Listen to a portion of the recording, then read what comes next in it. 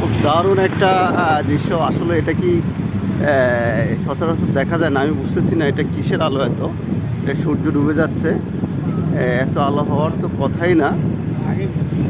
আমার মনে হচ্ছে অনেক আপনার আগুনের কোনো ফুলকি থেকে আলোটা আসতেছে। এটা আসলে বিষয়টা কি বুঝতেছি না। আমরা বাইকে আছি তো তো বিষয়টা হঠাৎ চোখের সামনে পড়লো। খুব জলকানি একটা আলো। আসলে এটা রংধনু বলা যায়। রংধনুর আলো কিন্তু অতটা বোঝা যাচ্ছে না।